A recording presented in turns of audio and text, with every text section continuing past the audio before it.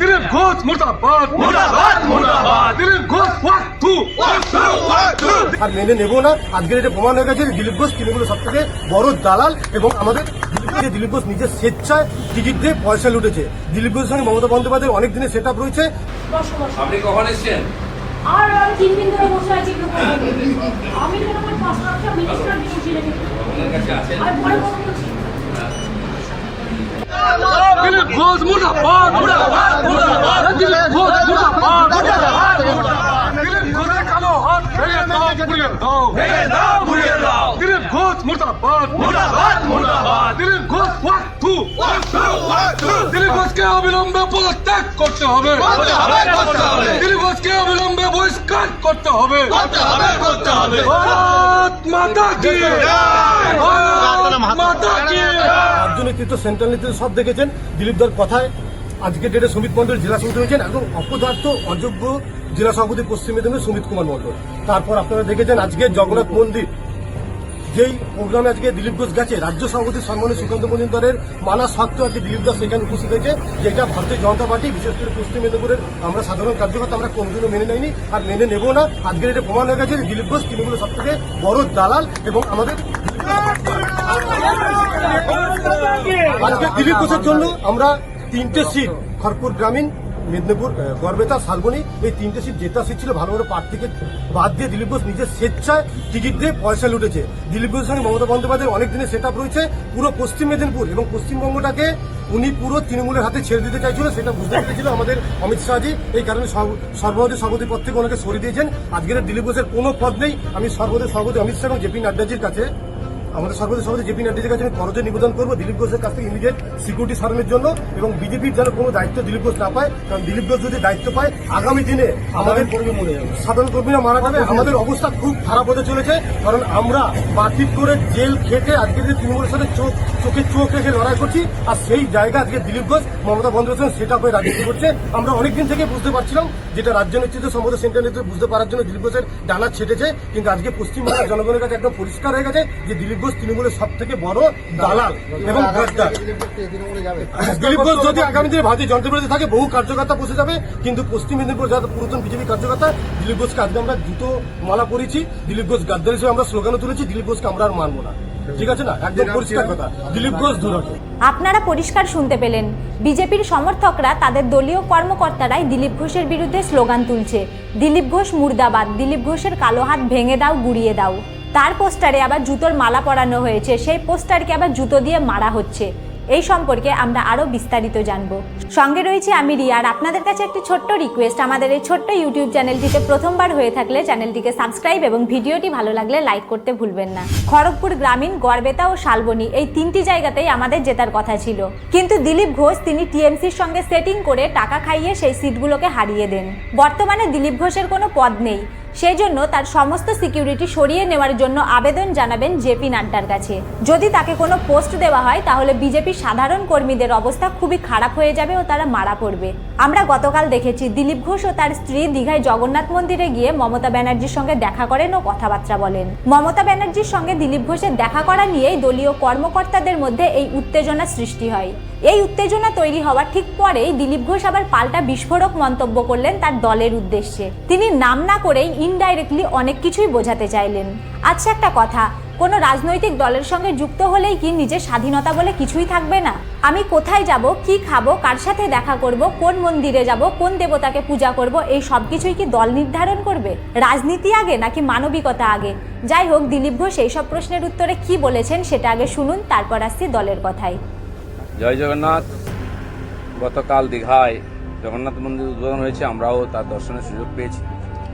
এই ঘটনাকে নিয়ে বহু রকম তর্ক বিতর্ক শুরু হয়ে গেছে। ভগবানকে তর্কের উপরেই রাখা উচিত, কিন্তু অভ্যাসবশত অনেকে বিতর্ক শুরু করেছেন।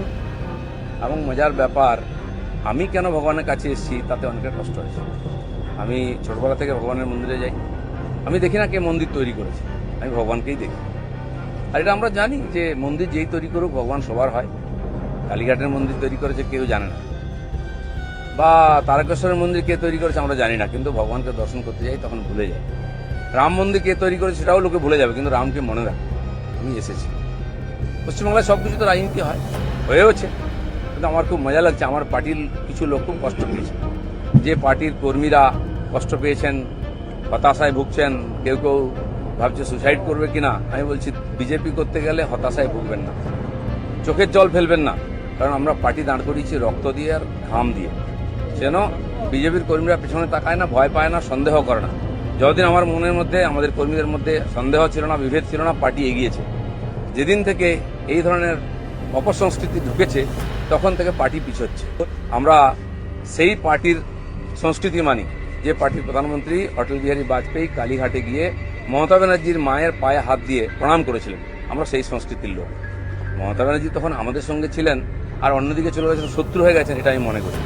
যারা করতে চাইছে এটাকে, বিজেপিকে এই অপসংস্কৃতি আনতে চাইছে, তারা বিজেপি জানে না, তারা বিজেপি জানে না, তারা দিলীপ ঘোষকে চেনে না, এর পিছনে কত ত্যাগ তপস্যা আছে জানে না।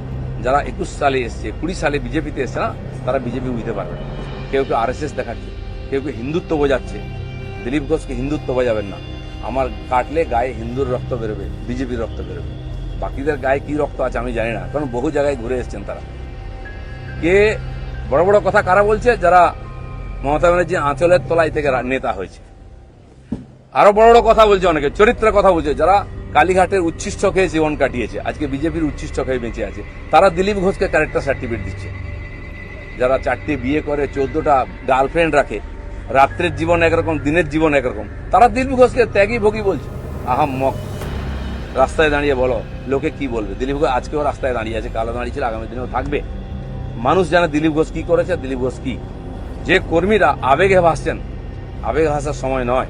যদি সত্যি সংকট আছে লড়াই করুন।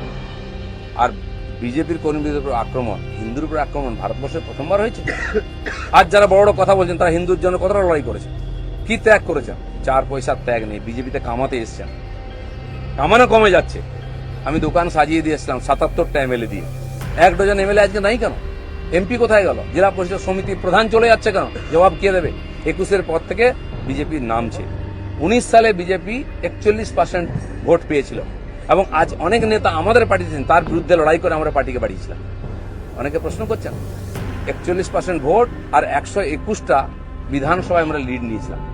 5 বছর পরে 24 সালের ইলেকশনে সেই ভোট 39% নেমেছে, আর 91টা বিধানসভায় আমরা লিড পেয়েছি। পার্টি এগোচ্ছে না পিছোচ্ছে? আমরা হার জিততে ভুলে গেছি 21 সালের পরে। প্রশ্ন করুন, পাবলিক প্রশ্ন করছে, দিলীপ ঘোষের এটাই প্রশ্ন আছে। যারা আমাকে প্রশ্ন করছেন, আমি তাদের দিকে প্রশ্ন করছি। আপনারা তো নীতি শেখাচ্ছেন, রাজনীতি শেখাচ্ছেন, হিন্দুত্ব শেখাচ্ছেন, কি দিয়েছেন সমাজকে? কেন পার্টি নেমে গেছে? 250 লোকের প্রাণের বিনিময়ে যে পার্টি দান করিয়েছিলাম, সে পার্টি কোথায় আছে? কেন হারছি আমরা? কেন লোকে ছিচিৎকার করছে? আর এই দালালরা যেদিন থেকে পার্টিতে এসছে, বিজেপির গন্ধও চলে গেছে, বিজেপির স্বাদও চলে গেছে। লোক বিজেপির ভরসা করতে পারছে না। তাই ভরসা ফিরিয়ে আনার জন্য লড়াই করুন, নাটক করবেন। রক্ত দিয়েছি আমরা, ঘাম দিয়েছি, তারপরে মানুষের বিশ্বাস জিতেছি, মানুষের আশীর্বাদ জিতেছি। দিলীপ ঘোষের তো লড়াই জারি আছে। আপনারা ঠিক করুন কে কোন পার্টি থেকে লড়াই করবেন।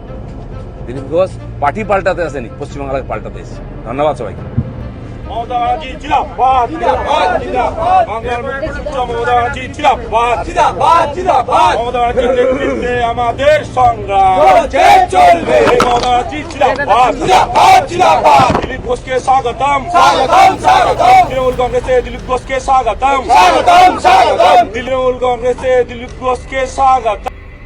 শুনলেন কি বলল? তৃণমূল কংগ্রেস দিলীপ ঘোষকে স্বাগতম। ভিডিওটা দেখার পর মোটামুটি পরিষ্কার যে তিনি টিএমসিতে যোগদান করতে চলেছেন। আমি 77টা MLA দিয়ে দোকান সাজিয়ে দিয়ে এসেছিলাম, আজ 1 ডজন MLA নেই কেন? দিলীপ বাবুর প্রশ্ন। তিনি এই প্রশ্নগুলো কিন্তু নাম না করে দলের উদ্দেশ্যেই করেছেন।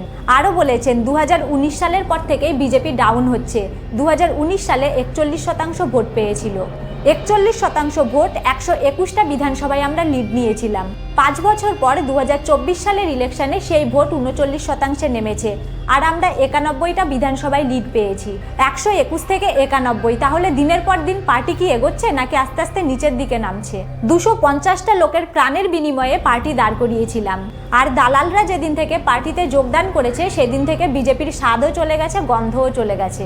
লোক বিজেপিকে ভরসা করতে পারছে না, তাই ভরসা ফিরিয়ে আনার জন্য লড়াই করুন, নাটক করবেন না। এই হচ্ছে দিলীপ ঘোষের পরিষ্কার বক্তব্য। তার দলের উদ্দেশ্যে। দেখুন, একটা ব্যাপার তো ক্লিয়ার, 2020 সালের পর যারা মমতার আঁচলের তলায় বড় হয়ে বিজেপিতে যোগদান করেছে এবং তাদের যখন বিজেপির বড় বড় পজিশনগুলো দিয়ে দিয়েছে, আর দিলীপ ঘোষ যখন প্রথম থেকেই লড়াই করে এই বাংলায় বিজেপির অস্তিত্ব টিকিয়ে রেখেছিল, আজ সেই ব্যক্তিটিরই দলে কোনো পজিশন নেই, কোনো পাওয়ার নেই। তিনি একসময় পশ্চিমবঙ্গের বিজেপি রাজ্য সভাপতি ছিলেন, আর সেই সভাপতির পদটিও তার কাছ থেকে ছিনিয়ে নেওয়া হয়। স্বাভাবিকভাবেই এই বিষয়টি নিয়ে দলের উপর রাগ করারই কথা। তার দলের লোকের কথাবার্তা শুনে এই বিষয়টা কিন্তু পরিষ্কার যে তিনি একটু হলেও টিএমসির দিকে ঝুঁকে পড়েছেন। বিজেপিতে এমনও কিছু লোক রয়েছেন যাদের রং দুটো, তাদের দিনের রূপ এক আর রাতের রূপ আলাদা। তিনি নাম না করেও অনেক বড় বড় কিন্তু অভিযোগ করলেন যাদের নাকি 4-5টা করে গার্লফ্রেন্ড রয়েছে।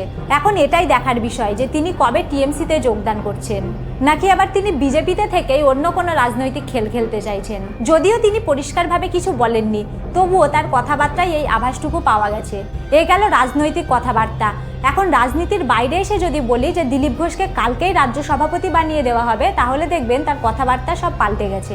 আসল কথা হচ্ছে, বাংলার মানুষ কিন্তু সবই বোঝে, কিন্তু বলার কোনো জায়গা নেই বলেই তারা মন খুলে কিছু বলতে পারে না। এই রাজনৈতিক নেতাদের লজ্জা বলে কিছু নেই। এরা আজ যেখানে থুতু ফেলবে, কাল সকালেই ঘুম থেকে উঠে দেখবো সেই থুতু তারা চেটে খাচ্ছে। স্বার্থ আছে যেখানে, এই নেতারাও আছে সেখানে। যে সাধারণ মানুষের ভোট পেয়ে ঠান্ডা ঘরে বসে মিটিং করে, পাশে সিকিউরিটি নিয়ে ঘুরে বেড়ায়, ভিআইপি গাড়ি চড়ে ঘুরে বেড়ায়, আর এই সাধারণ মানুষ যদি কোনো নেতার কাছে কোনো কিছুর প্রয়োজনে যায়, তাহলে দেখবেন দেখা করা তো দূরের কথা, সিকিউরিটিরা গেটের বাইরে থেকেই তাদের ঘাড় ধাক্কা দিয়ে বের করে দিয়েছে। আর ভোট এলে আমরা রাত জেগে হাতে ঝান্ডা নিয়ে বেরিয়ে পড়ি দেওয়ালে দেওয়ালে সেই নেতাদের পোস্টার লাগাতে। এদের জেতানোর জন্য আমরা কত কিছুই না করি, কিন্তু এরা জেতার পরে আমরা কি পাই? শুধুমাত্র রেশনের চাল আর লক্ষ্মীর ভাণ্ডারের টাকা। আর মান সম্মান বলে এদের তো কিছু নেই, সঙ্গে আমাদেরও নেই। আজকে আপনি বিজেপি বা টিএমসির হয়ে যে নেতাকে জেতালেন, দুদিন পর সাধারণ মানুষের মুখে লাথি মেরে নিজের স্বার্থের জন্যই দেখবেন দলটা পাল্টে নিচ্ছে। আর তারা কি আপনাকে একবারও জিজ্ঞাসা করতে আসে যে আমি আপনাদের ভোটে জিতেছি আর আমার দলটা পাল্টে নেওয়া কি ঠিক হবে? এটাই হচ্ছে এদের আসল রূপ। আর এই রকম নেতাদের উদাহরণ সমাজের বুকে ভুরি ভুরি রয়েছে। তো যাই হোক, নেতারা নিজেদের স্বার্থের জন্য দলটা পাল্টে নিচ্ছে। তো চলুন একটা নতুন সুন্দর সমাজ তৈরি করার জন্য আমরাও আমাদের মানসিকতাকে পাল্টাই। দেখা হচ্ছে পরবর্তী আপডেট নিয়ে। ভিডিওটি ভালো লাগলে অবশ্যই একটি লাইক করতে ভুলবেন না। আপনাদের সকলকে অসংখ্য ধন্যবাদ।